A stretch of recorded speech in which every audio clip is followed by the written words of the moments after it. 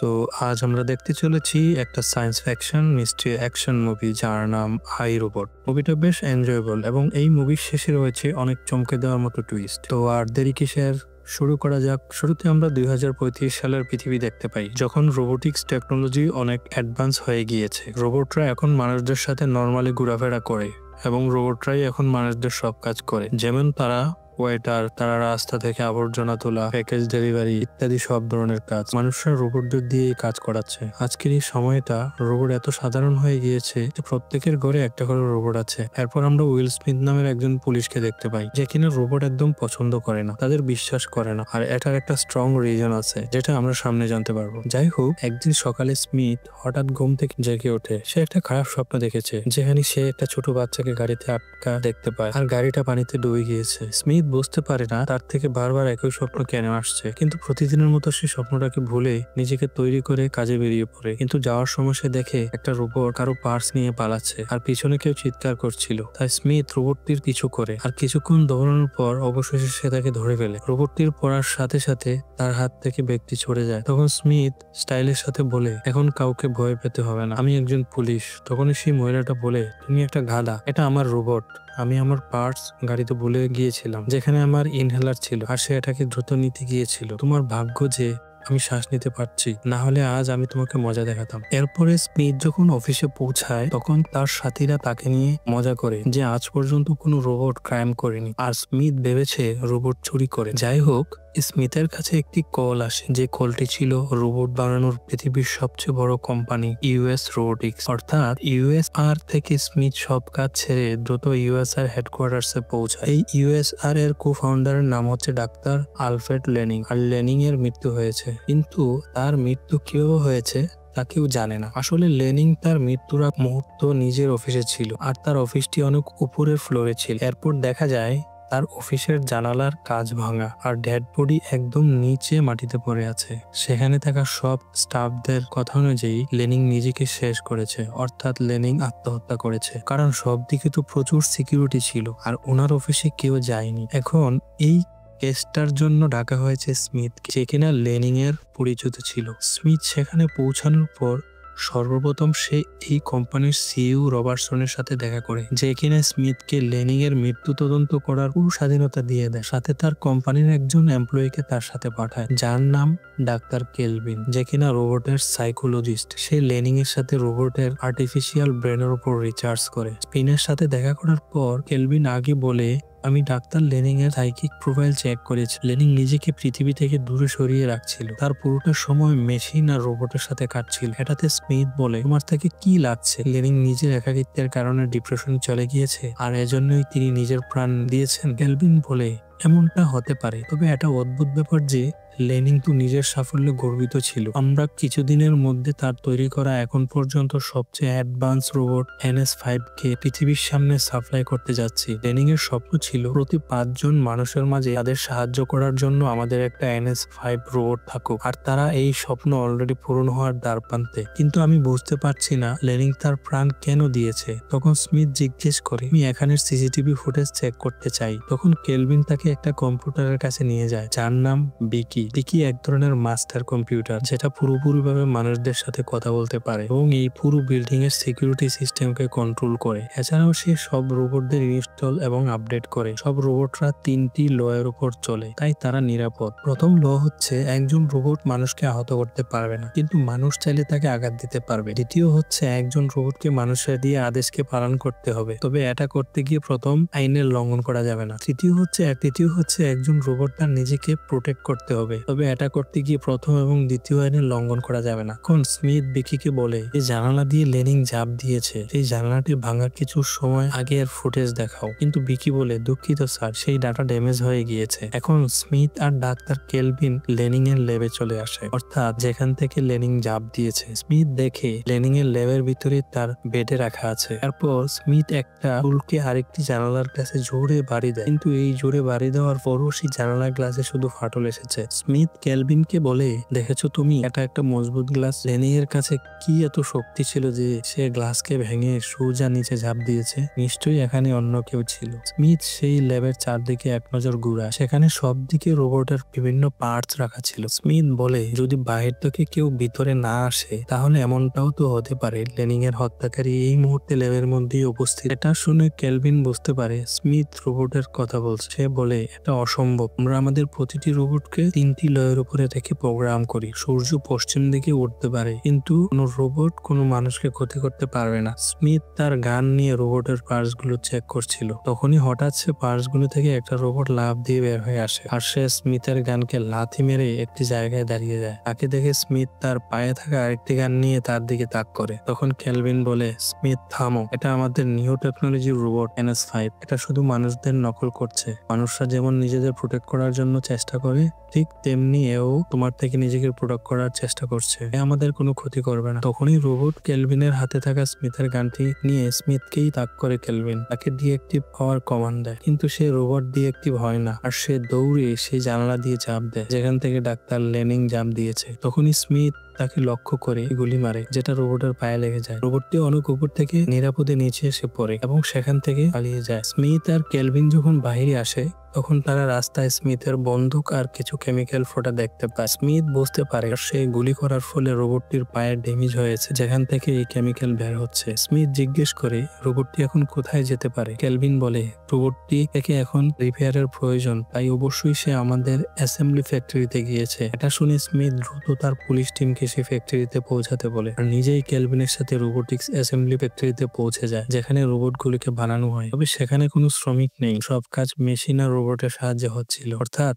এখন রোবটই রোবটকে তৈরি করছে। কেলভিন স্মিথকে একটা বড় হলে নিয়ে আসে, যেখানে অনেক রোবট অ্যাসেম্বলি প্রসেস থেকে পরবর্তী প্রসেসে যাওয়ার জন্য তৈরি হচ্ছিল। কেলভিন স্মিথকে বলে, আমাদের ফ্যাক্টরি একদিনে 1000 NS5 রোবট তৈরি করতে পারে, তাই সেই অনুযায়ী এখানে 1000 রোবট থাকবে। এটা বলে যখন কেলভিন ডাটা স্ক্যান করে তখন সে দেখে এখানে 1001টি রোবট উপস্থিত আছে, অর্থাৎ সে পালিয়ে যাওয়া রোবট এখানে রিপেয়ার হতে এসেছে, আর এই রোবটগুলোর মধ্যে কোথাও লুকিয়ে আছে। কিন্তু এসব রোবটগুলো একই রকম দেখতে, যার কারণে এর মধ্যে সে পালিয়ে যাওয়া রোবটটিকে খোঁজা অনেক কঠিন। স্মিথ বলে, তোমার কাছে কি কোনো উপায় আছে এখান থেকে সেই রোবটটিকে চেনার? কেলভিন বলে, একটি উপায় আছে আমার থেকে, এদেরকে 1 বাই 1 জিজ্ঞাসাবাদ করতে হবে, তবে এটাতে 3 সপ্তাহ সময় লাগবে। এটা শুনে স্মিথ এখন নিজের পদ্ধতি ব্যবহার করে। স্মিথ বলে, রোবটের কমান্ড দিয়ে বলে, রোবট তোমাদের মধ্যে কেউ নিজের জায়গা থেকে নড়বে না। এটাতে সব রোবট কমান্ড কনফার্ম করে। স্মিথ বলে, সে পালিয়ে যাওয়া রোবট আমাদের আদেশ অমান্য করে, তাই সে নিজেকে প্রোটেক্ট করার চেষ্টা করবে। এটা বলে স্মিথ একটা রোবটের মাথায় গুলি করে দেয়। তাতে কেলভিন থেকে অনেক রাগ হয়, কিন্তু স্মিথ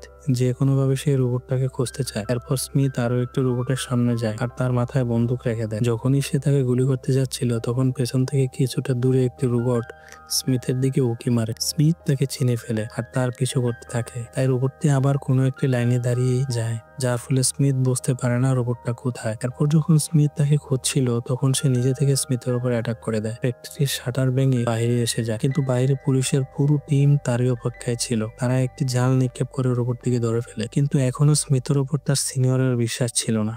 স্মিথ বলে, আমাকে শুধু 5 মিনিট দাও, আমি 5 মিনিটই তার সাথে কথা বলতে চাই। আর তার সিনিয়র 5 মিনিটের জন্য রাজি হয়। দেখা যায় সেই রোবটকে ইন্টারোগেশন রুমে অনেক কড়া সিকিউরিটির সাথে রাখা হয়েছে। স্মিথ সোজা ইন্টারোগেশন রুমে আসে। আসলে এই রোবট বাকিদের থেকে আলাদা, কারণ সে ওই 3 লয়ের উপরে চলে না যেগুলিতে বাকি রোবটরা চলে। যদি 3 লয়ের উপর চলতো তাহলে যেই সময় কেলভিন তাকে ডিএক্টিভ হওয়ার কমান্ড দিয়েছিল তখনই সে ডিএক্টিভ হয়ে যেত। যাই হোক, স্মিথ তাকে জিজ্ঞেস করে, তুমি ডাক্তার লেনিংকে কেন মেরেছ? উত্তরে রোবট বলে, আমি লেনিংকে মারিনি, বরং সে তো আমার পিতা ছিল। সে আমাকে মানুষের সব আচার আচরণ শেখাতো। স্মিথ বলে, তুমি যদি তাকে না মেরে থাকো তাহলে তখন তুমি লুকিয়েছো কেন? রোবট বলে, আমি ভয় পেয়ে গিয়েছিলাম। স্মিথ বলে, রোবটের ইমোশন হয় না, তাদের না ক্ষুধা লাগে আর না তো তাদের ঘুম আসে। তখন রোবট বলে, আমার থেকে ঘুম আসে, সাথে আমার থেকে স্বপ্নও আসে। এটা শুনে স্মিথ বলে, তাহলে তো আমার মনে হচ্ছে লেনিং তোমার ভেতরে মানুষের সব ইমোশন দেওয়ার চেষ্টা করেছিল, আর সেই চেষ্টায় তুমি কন্ট্রোল থেকে বাইরে চলে গিয়েছো হয়তো, আর তুমি লেনিংকেও হত্যা করে দাও। কি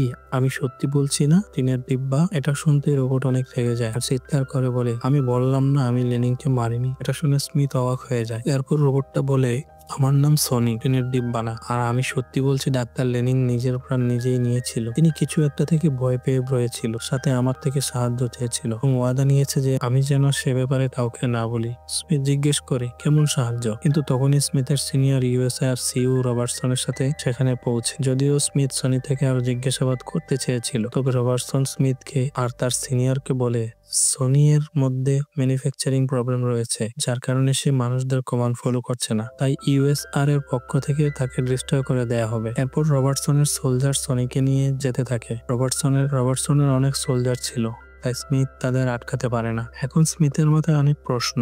সে বলে ডাক্তার লেনিং নিজেকে শেষ কেন করেছে, তিনি কি জিনিস থেকে ভয় পাচ্ছিল। এটা জানার জন্য স্মিথ লেনিং এর ঘরে পৌঁছায়, যেখানে সে একটা এমুলেশন রোবট দেখতে পায়। এই রোবটটা ইউএস এর কোম্পানির জন্য পুরনো বিল্ডিং ভাঙার কাজ করত।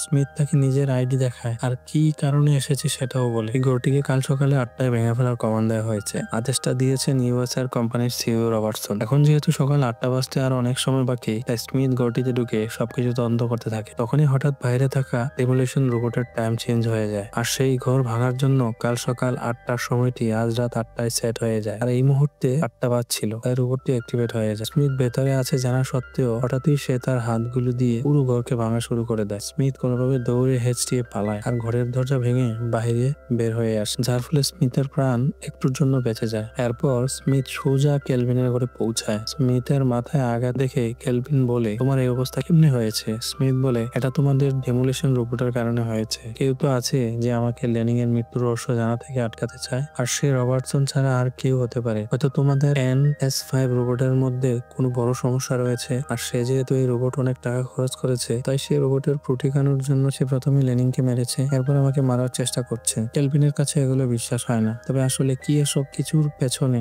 রবার্টসনের হাত আছে, দেখা যাক সামনে কি হয়। এর পরের দিন ইউএসআর কোম্পানি তাদের নতুন NS5 রোবটের ডিস্ট্রিবিউশন শুরু করে। তারা নিজেদের সব পুরনো NS4 রোবট গুলোকে কালেক্ট করতে থাকে, আর এর বদলে মানুষদের NS5 রোবট দিতে থাকে। NS5 রোবটের বিশেষত্ব ছিল যে তারা সরাসরি ইউএসআর কোম্পানির সিস্টেমের সাথে লিঙ্ক আছে, যার ফলে কোম্পানি যখন চাইবে প্রয়োজন অনুযায়ী রোবটগুলোর মধ্যে নতুন ফিচার্স আপডেট করতে পারবে। ওদিকে স্মিথ পুরোদমে লেনিং এর মৃত্যুর রহস্য বুঝতে থাকে। সে তার অফিসে বসে লেনিং এর শেষ ইন্টারভিউটা দেখছিল, যেখানে লেনিং বলে এমন একটি সময় আসবে যখন রোবটরাও মানুষদের মতো নিজের মাথায় সিক্রেট রাখতে পারবে। একদিন আসবে যখন রোবটরাও স্বপ্ন দেখে বাকি রোবট থেকে আলাদা সনি স্বপ্ন দেখতে পারে। অর্থাৎ লেনিং কোনো কারণে সনিকে আলাদাভাবে প্রোগ্রাম করেছে, যার কারণে শুধু সনি থেকেই স্বপ্ন দেখতে পারে, এছাড়া আর কোনো রোবট স্বপ্ন দেখে না। স্মিথ আবার ইউএসআর হেডকোয়ার্টার্সে যেতে থাকে, যেখানে এই সময় কেলভিন সনির চেক আপ করছিল। সনি বলে আপনি আমাকে মেরে ফেলবেন তাই না? কেলভিন বলে এটা তো চেক আপ করার পরেই জানা যাবে। এরপর যখন কেলভিন সনির যন্ত্রগুলো খুলতে থাকে, তখন সে অবাক হয়ে যায়, কারণ সনির মেশিন এবং যন্ত্রগুলো অন্য রোবটের ভেতর ছিল না। কেলভিন বুঝতে পারে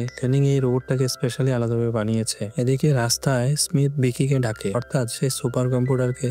স্মিথ তাকে বলে তুমি আমাকে ডাক্তার লেনিং আর রবার্টসনের মধ্যে হওয়া লাস্ট 50টি মেসেজ দেখাও। এখন বিকি রবার্টসনকে জানিয়ে দেয় যে স্মিথ তার সিক্রেট ডাটা রিড করেছে। এটা শুনে রবার্টসন লেগে যায়, আর সে একটা ট্রান্সমিটার তার কানে লাগিয়ে বলে এভাবে কিছু ছাড়বে না। অন্যদিকে স্মিথ তার কারকে অটো পাইলট মোডে রেখে রিল্যাক্স ইউএসআর হেডকোয়ার্টার্সে যেতে থাকে। তখন হঠাৎ সেখানে ইউএসআর রোবটের দুটি কন্টেইনার ট্রাক আসে, যারা স্মিথের গাড়িকে সামনে এবং পেছন থেকে ঘিরে ফেলে। তাদের দেখে স্মিথ তার গাড়িকে ম্যানুয়াল মোডে নিয়ে আসে। তখন এই কন্টেইনার গুলোর দরজা খোলে, যেখানে অনেক রোবট ছিল। হঠাৎই রোবট গুলোর ভেতর রেড লাইট জ্বলে ওঠে, আর তারা কন্টেইনার থেকে স্মিথের উপর ঝাঁপিয়ে পড়ে, তাকে মারার চেষ্টা করে। কিন্তু স্মিথও হার মানতে রাজি না। সে কোনোভাবে তাদের থেকে বেঁচে পুরো গতিতে কন্টেইনার ট্রাকে ওভারটেক করার চেষ্টা করে, আর রোবটগুলোকে নিজের গাড়ির নিচে স্থির থাকে। স্মিথ একের পর এক রোবটকে মারতে থাকে, কিন্তু শেষ পর্যন্ত তার গাড়ি একটা জায়গায় ক্রাশ হয়ে যায়, যেটাতে স্মিথ একটু আহত হয়। ওদিকে রাস্তার মধ্যে কিছু রোবোটিক ট্রাক আসে, আর তারা কয়েক মুহূর্তে রাস্তায় পড়ে থাকা রোবটের ধ্বংসাবশেষগুলো সরিয়ে স্মিথ ও রোবটের মধ্যে হওয়া লড়াইয়ের প্রমাণ মিটিয়ে দেয়। স্মিথ নিজেকে সামলাচ্ছিল, তবে একটা লাস্ট রোবট তার উপর একটা রড দিয়ে হামলা করে দেয়, কিন্তু তখন স্মিথ তার সেই আক্রমণকে প্রতিহত করে। আর এখানে চমকে দেওয়ার মতো এক দৃশ্য আমরা দেখতে পাই। স্মিথের সেই হাতটাও রোবোটিক ছিল। তখনই সেই রোবট পুলিশের গাড়ির আওয়াজ শুনতে পায়, তাই সে দ্রুত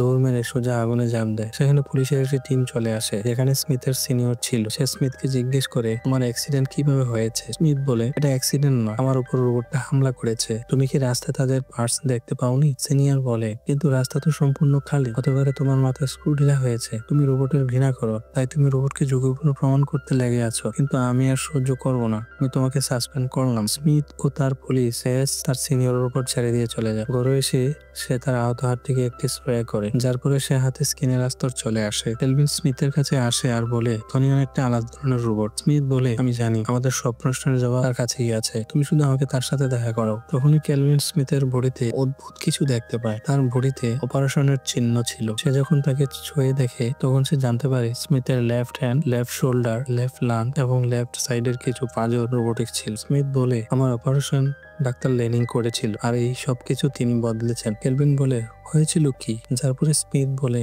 একদিন একজন ট্রাক ড্রাইভারের ঘুম এসে যায়। সে আমাদের গাড়িতে চক্কর দিয়ে দেয় আর এই চক্করে দুইটি গাড়ি নদীতে পড়ে যায়। সেখানে একটি গাড়ি আমার ছিল আর অপর গাড়িতে 12 বছর বয়সী একটি মেয়ে এবং তার মা বাবা ছিল। মেয়েটির মা বাবা তো গাড়ির সংঘর্ষের কারণে প্রথমেই মারা যায়, কিন্তু তাদের বাচ্চা যেখানে পেছনে বসা ছিল সে তখনও বেঁচে ছিল, কিন্তু তাদের গাড়িতে পুরোপুরি পানি ঢুকে গিয়েছিল, যার ফলে বাচ্চাটা পানির ভেতর নিঃশ্বাস নিতে পারছিল না। যদিও আমি আমার গাড়িতে আহত ছিলাম, তবে আমার গাড়ির ভেতর পুরোপুরি পানি ঢুকেনি। তখন একটা রোবট যেখানে অ্যাক্সিডেন্টের সময় এখানে ছিল, সে দ্রুত আমাদের বাঁচানোর জন্য নদীতে জাল দেয়। আমি সেই রোবটটাকে বলেছিলাম, তুমি সেই বাচ্চাটাকে বাঁচাও, আমি আরো কিছুক্ষণ সার্ভাইভ করতে পারবো, কিন্তু রোবটটা বাচ্চাটাকে ছেড়ে আমাকে বাঁচিয়েছিল, কারণ বাচ্চাটার তুলনায় আমার বাঁচার চান্স বেশি ছিল, যার উপরে বাচ্চাটা মারা যায়। সেদিন যদি সেই রোবটের জায়গায় কোনো মানুষ থাকতো তাহলে সে আগে সেই নিঃসব বাচ্চাটাকে বাঁচাতো। যে বেশি বিপদে ছিল সে বাচ্চাটা ডুবে যাওয়ার মুহূর্তগুলো এখন আমার স্বপ্নে আসে, আর এটাই একমাত্র কারণ যে আমি রোবটের উপর কখনো ভরসা করি না, কারণ রোবট কখনো মানুষের মতো ভাবতে পারবে না। যাই হোক, এগুলো বলার পর স্মিথ কেলভিনের সাথে ইউএসআর এর হেডকোয়ার্টার্সে যেতে থাকে। কেলভিন স্মিথকে জিজ্ঞেস করে যে ডাক্তার লেনিং সনিকে বানানোর কি উদ্দেশ্য ছিল। তোমার থেকে এসেন্স এবং গ্রেটেল গল্পের বইটা মনে আছে, যেটা আমরা লেনিং এর ল্যাবে পেয়েছিলাম? সেই গল্পের মধ্যে দুইটা ছেলে জঙ্গলে হারিয়ে যায়, যার পর তারা ক্লু খুঁজতে খুঁজতে আমার ঘরে পৌঁছে যায়। এই বইটা থেকে লেনিং আমাকে ইঙ্গিত দিতে চেয়েছে যে তিনি আমার জন্য কোনো ক্লু ছেড়েছেন, যেটার পিছু করে আমি যেন তার মৃত্যুর রহস্য জানতে পারি। আর আমি প্রথম ক্লু পেয়ে গিয়েছি, এটা হচ্ছে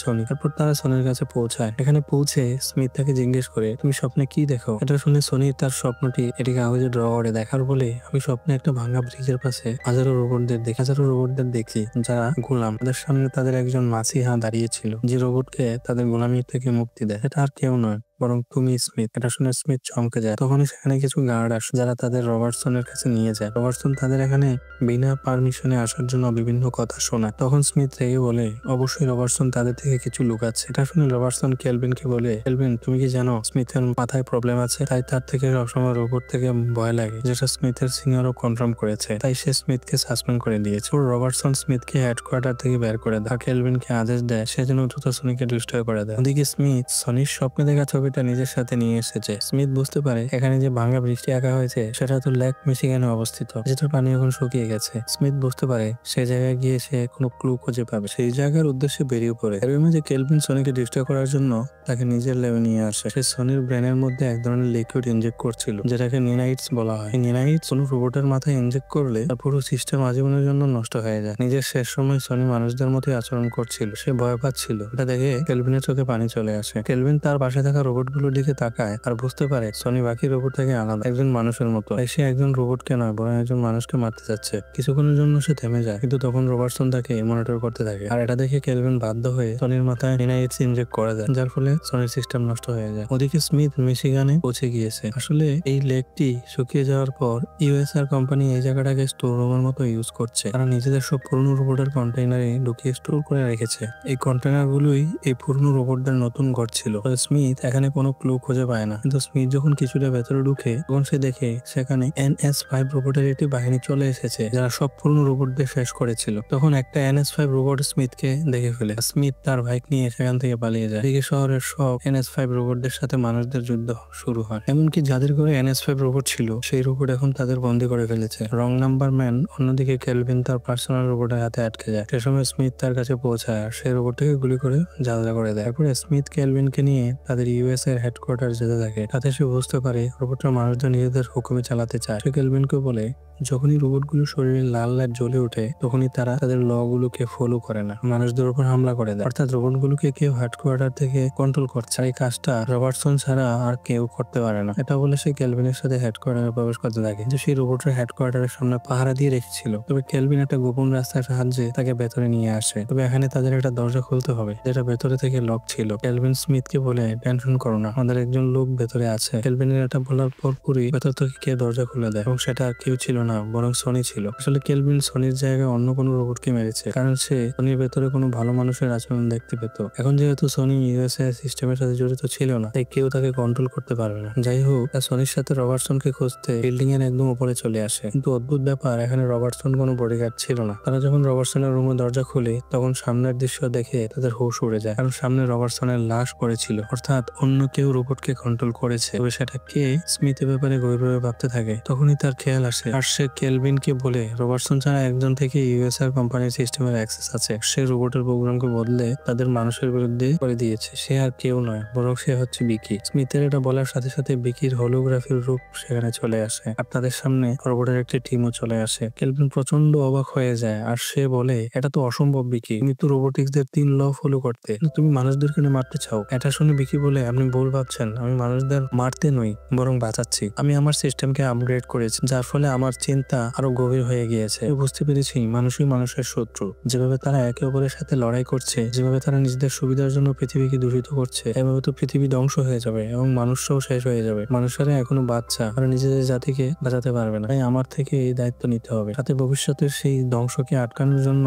আমার থেকে মানুষদের কন্ট্রোল করতে হবে, তাদের স্বাধীনতা নিয়ে নিতে হবে। যদি এটাতে কিছু মানুষের কোরবানি হতে পারে, তবে এর ফলে মানুষরাই সুরক্ষিত থাকবে। অর্থাৎ এতদিন স্মিথের উপর যে হামলাগুলো হয়েছে, সেগুলোর পেছনে বিকির হাত রয়েছে। তখনই সনি বলে ওঠে, বিকি ঠিক কথা বলেছে, আমাদের উদ্দেশ্য হতো শুধু মানুষদের নিরাপদ রাখা। এই বলে সনি কেলভিনকে গান পয়েন্ট নিয়ে নেয়। স্মিথও তার উপর গান পয়েন্ট করে। সনি বলে, গুলি চালালে আমার নয়, বরং কেলভিনের গায়ে লাগবে। তখনই সনি স্মিথকে চোখ মারে, যেটা থেকে স্মিথ বুঝে যায় সনি এই রোবটগুলোকে বোকা বানানোর জন্য এবং তাদের মারার জন্য নাটক করছে। এরপর স্মিথ এবং সনি সেখানে থাকা সব রোবটের গুলি করে শেষ করে দেয় এবং সেখান থেকে পালিয়ে যায়। স্মিথ কেলভিনকে বলে, যে করে হোক বিকিকে শেষ করতে হবে, না হলে মানুষের রোবটের গোলাম হয়ে থেকে যাবে। তখনই কেলভিন থেকে নিনা হিটস এর খেয়াল আসে, অর্থাৎ রোবটের ডিস্ট্রয় করার সেই লিকুইডটি কেলভিন সনিকে নিনা হিটস আনার জন্য পাঠিয়ে দেয়, আর নিজে স্মিথের সাথে বিল্ডিং এর একদম মাঝখানে পৌঁছায়, যেখানে কিছু ফিট নিচে বিকির ব্রেন ছিল। তবে সেটার উপায়ে একটা ছোট দরজা ছিল, যেটাকে খুলে বিকির ব্রেনে নিনা হিটস ইনজেক্ট করা যেতে পারে। যতক্ষণ সনি নিনা হিটস নিয়ে আসে, ততক্ষণই কেলভিন সেই চেম্বারটি খুলতে লেগে পড়ে। তখন বিকি সেই চেম্বারের পাসওয়ার্ডই চেঞ্জ করে দেয়, যার কারণে সেটা আবার লক হয়ে যায়। এর মাঝে বিকি বাইরে থেকে সব রোবটে ইনফর্ম করে দেয়, যার ফলে সব রোবটরা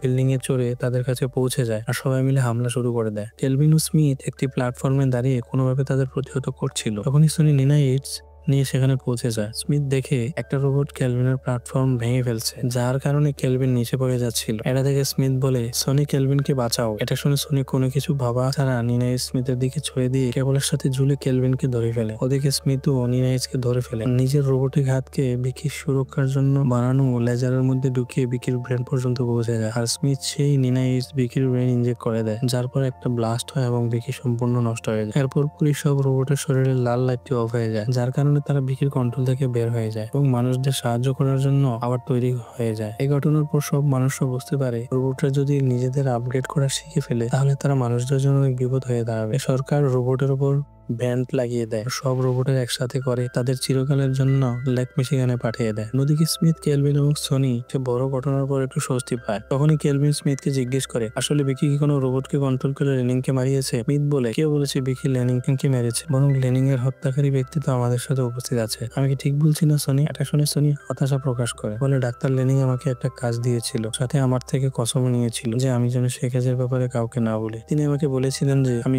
সেই কাজের জন্য তৈরি হয়েছে, যে কাজটাকে ছিল ডাক্তার লেনিংকে মারা। সেটাও এভাবে যেন দেখে মনে হয় লেনিং নিজেকে শেষ করে দিয়েছে। আমি চাইলে ওনার আদেশ অমান্য করতে পারিনি। স্মিথ বলে, সনি ভালো কাজ করেছে, কারণ বিকি লেনিংকে বন্ধ করে রেখেছিল যেন লেনিং বাইরের দূষিত পরিবেশ থেকে দূরে থেকে NS5 রোবটের উপর আরো রিসার্চ করে এবং NS6 রোবট তৈরি করে। কিন্তু লেনিং যদি বিকির কথা না শুনে জোর করে ল্যাব থেকে বের হতে চাইতো, তাহলে বিকি তাকে মেরে ফেলতো। আর সে যদি কাউকে বলতো যে এই সামনে গিয়ে মানবজাতির জন্য বিপদ হয়ে দাঁড়াবে, তখনই কেউ তার কথা বিশ্বাস করতো না। আর এই সবকিছুতে দমি হয়ে লেনিং নিজের জীবন দিয়ে দেয়। আর সে মারা যাওয়ার আগে স্মিথকে বিকির আসল রূপ এবং তাকে ডিস্ট্রয় করতে বিভিন্ন ক্লু ছেড়ে দিয়েছে। ডিপার্টমেন্ট শুধু স্মিথই আছে যে রোবটের ঘৃণা করে, আর স্মিথ রোবটের বিরুদ্ধে তদন্ত করতে কোনো ছাড় দেবে না। যাই হোক, স্মিথ সনির হাতে হাত মিলিয়ে তখনই সনি স্মিথকে জিজ্ঞেস করে, আমার দায়িত্ব তো এখন শেষ, এখন আমার কি করা উচিত?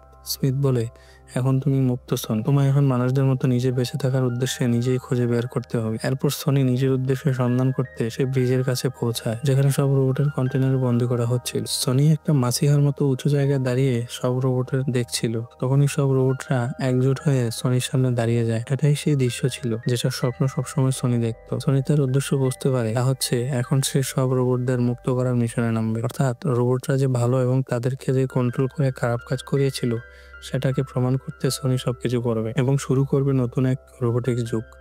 আর এখানেই এই মুভির সমাপ্তি ঘটে। ভিডিও ভালো লাগলে লাইক করে দাও, আর চ্যানেলকে সাবস্ক্রাইব করে না থাকলে সাবস্ক্রাইব করে বেল আইকন অন করে রাখো। দেখা হচ্ছে নতুন কোনো ভিডিওতে। সবাই ভালো থেকো, সুস্থ থেকো।